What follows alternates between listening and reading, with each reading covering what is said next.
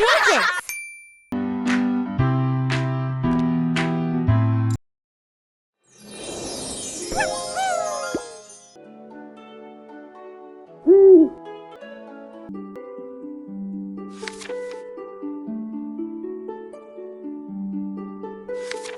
A poor miller had 3 sons.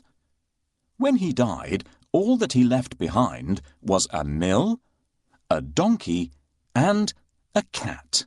Well, since I'm the oldest, said his first son. I'll take the mill. The second son quickly added, And I'm next. I'll take the donkey. They looked at their younger brother, Marquis. How lucky you are! You shall have the cat. The brothers said, and laughed out aloud. The poor fellow shook his head as his brothers left. It was not fair at all. My brothers can make a fine living with a mill and a donkey, but what about me? I'm stuck with Puss, said Marquis, wringing his hands in despair. Puss had been listening. He stretched and yawned loudly.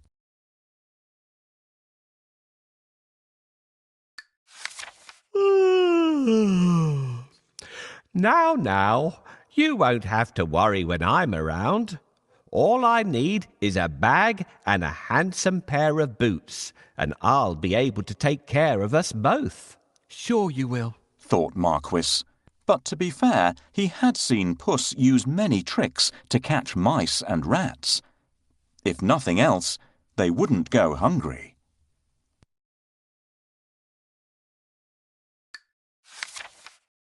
Our father left us some property in his will. I can't help thinking that it's been divided unfairly. Do you remember what I got?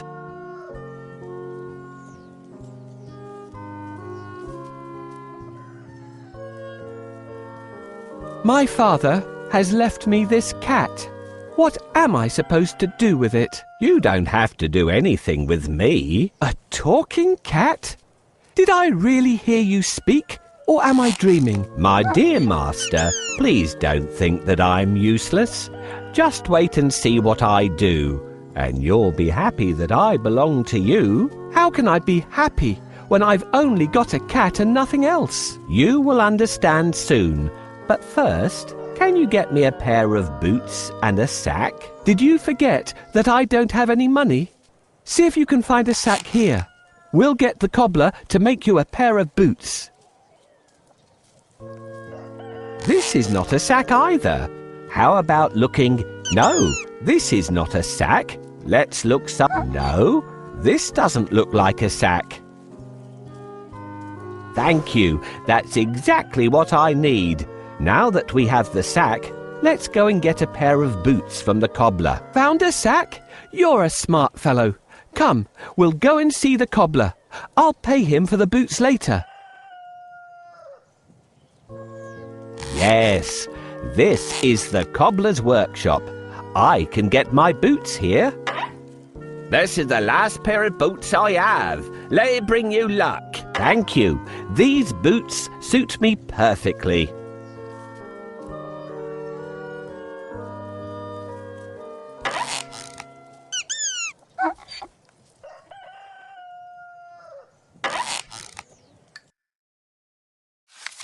Soon the cat was given his own pair of boots and the new bag that he had asked for. The boots fitted him perfectly, and he looked very smart.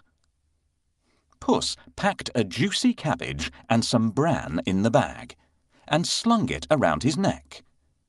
He polished his whiskers and set out. Puss headed straight to a spot where there were plenty of rabbits. He had a great plan in mind.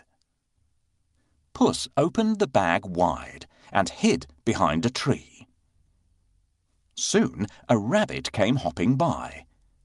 He saw the cabbage and leapt straight into the bag.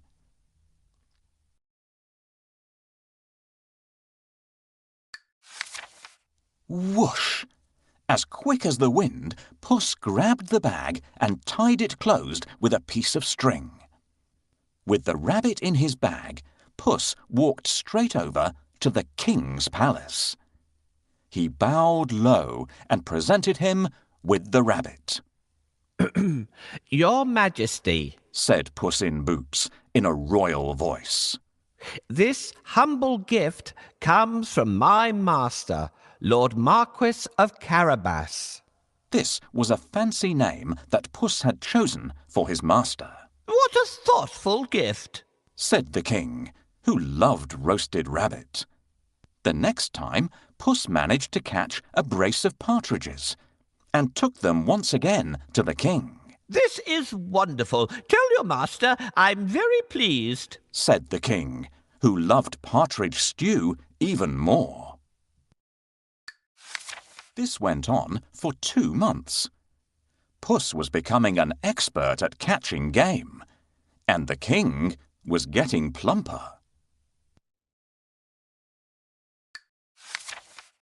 First, I need a bait for the rabbit. What do you think rabbits love to eat? This is exactly what we need. No rabbit can resist the smell of a fresh cabbage. Get ready. When the rabbit comes closer, catch it. Got you. Thanks for your help. I will take this rabbit to the castle and offer it to the king. Thanks for your help. I will... Puss knew a lot of things. He was such a clever cat. For instance, he knew just when and where the king would be out riding in his carriage with his daughter. I think that the Marquis and I should go out for a walk today, thought Puss one sunny Saturday. Puss took Marquis down to the riverside and spoke to his master. Today could be your lucky day. If things go to plan, you'll make a fortune, said Puss. Clip, clop, cling, clang. Puss heard the sound of a carriage approaching. They both looked into the distance. It was the king's carriage. What should I do? Marquis asked, ready to obey. He had grown happier with the food Puss brought in every day. Go and bathe in the river. I'll take care of everything else, said Puss. Is that all? cried Marquis. He pulled off his clothes and jumped into the river at once. Splash! Quickly, Puss hid his master's clothes behind a rock. Help! My master is drowning! Somebody save him! Puss wailed. He was trembling from head to foot. The king recognized Puss at once. He remembered all the lovely meals he had enjoyed thanks to the cat. The king jumped out of his carriage. Go and save him, quickly, the king said to his servants. Puss said to the king, Your Majesty, some nasty thieves have stolen my master's clothes. Is that so? Don't worry. I'll find a suit for him, said the king. He ordered one of his servants to fetch some fine clothes.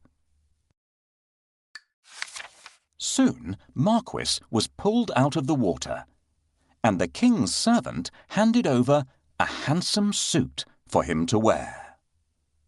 As soon as Marquis put on those clothes, he looked just like a prince. He stood tall and handsome, and smiled shyly at the princess. Surprise, surprise, the princess fell head over heels in love with Marquis. Master, I have a great idea. All you need to do is go and bathe in the river. I will take care of the rest. Well, all right. That's easy.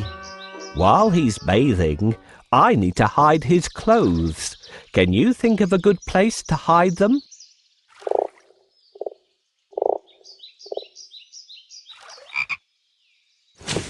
Yes, this is a good place to hide them. The first task is done. We should wait for the king now. Can you see the coach?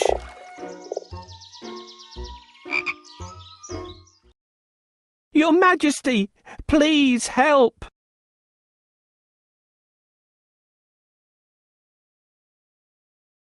My master is drowning!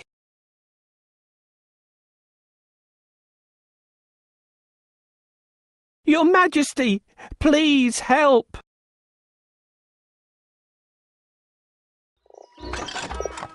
Coachman, stop here! Somebody is calling for help! Help! Someone, help me! Your Majesty, I'm Puss in Boots. Do you remember me? My master decided to bathe. He went into a deep place, but unfortunately, he can't swim out of it. Ah, I remember you. It's you who brought me the presents, right? Wait, we'll save your master. Oh, thank you.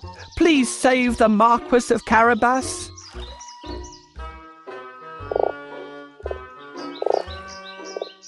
I must pull him out quickly, but I need a stick. Where will I find one? This is exactly what I want. Thank you for your help.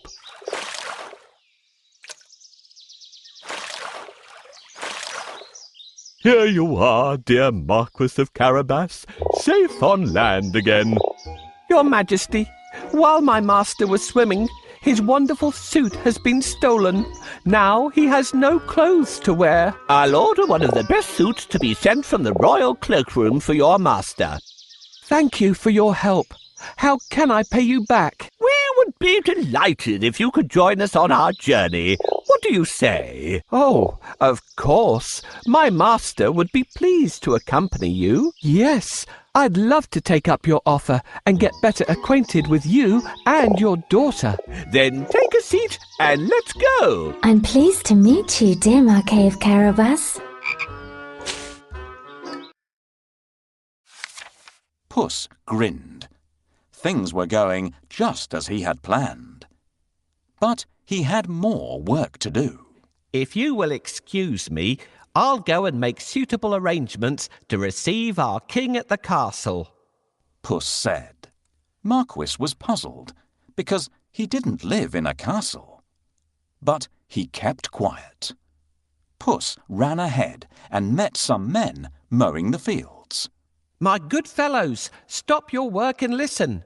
The king is coming this way, and you are all in grave trouble. The only way to save yourselves is to say that these fields belong to the Lord Marquis of Carabas.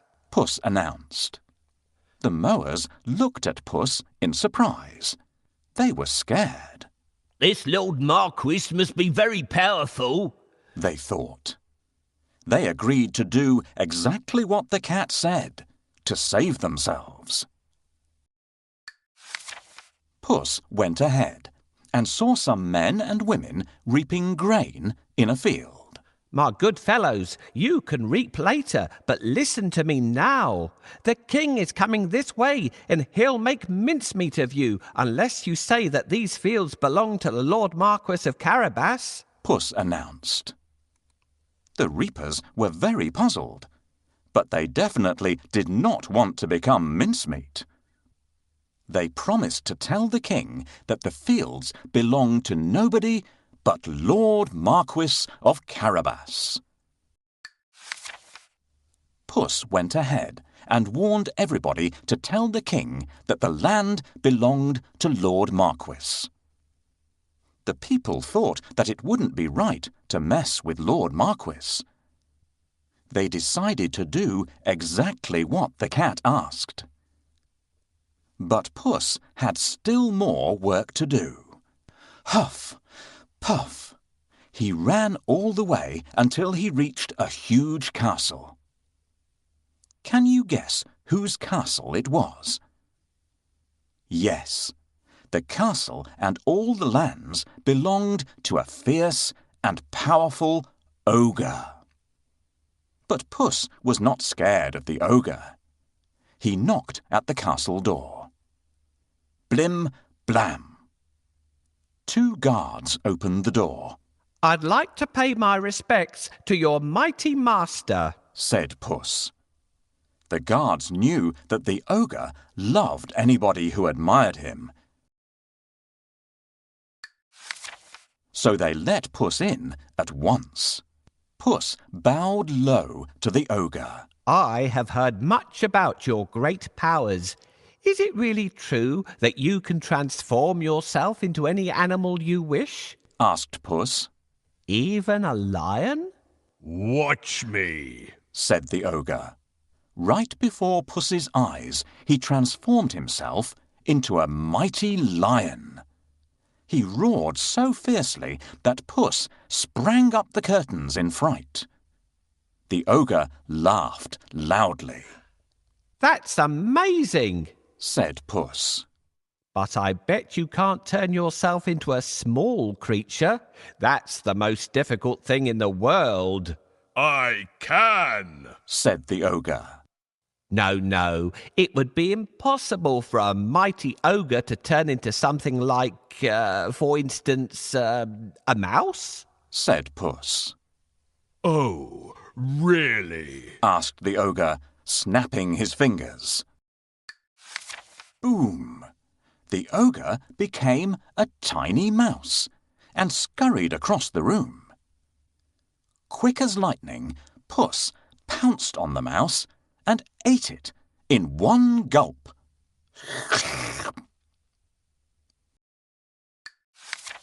Puss licked his lips.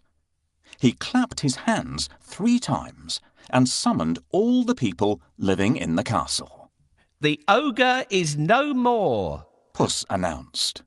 Will you accept Lord Marquis of Carabas as your master? He is kind and just, good and generous.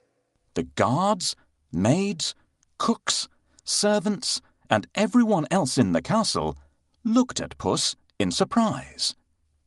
But they nodded at once. They had never really liked the ogre anyway. Puss ordered everyone to prepare a feast for Lord Marquis and his very special guest, the king himself. The coach with the king, the princess, and my master will be here soon. I have to wake up the ogre right away. It looks like this noise isn't enough to wake him up. The ogre still sleeps soundly. What? Who woke me up? What are you doing here, cat? How dare you disturb me? I have heard that you are a master of magic and can turn into any animal. Is that true? That's true indeed. I can prove it if you have any doubt. I would like to see. Can you do it? Shh. If we ask the ogre to turn into a mouse right away, he would guess that we're going to cheat him. Turn into a lion, please. No problem.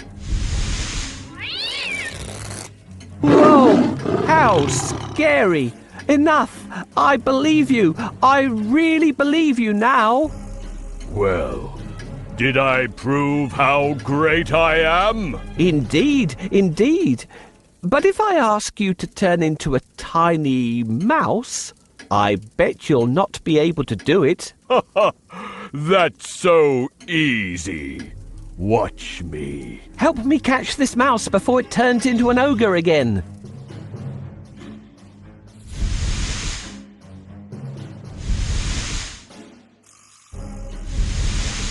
I'll catch you.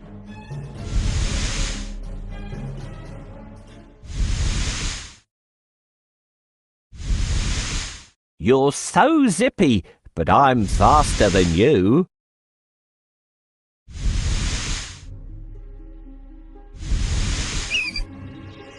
Hooray! Now my master owns this castle.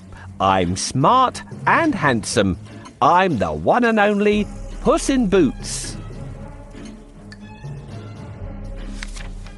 Meanwhile, the king travelled through the countryside, speaking to the people. He was very surprised to learn that almost all the land around him belonged to the young man by his side. When the king's coach finally reached the castle, Puss ran out to welcome them. Welcome to our humble abode, Puss said to the king.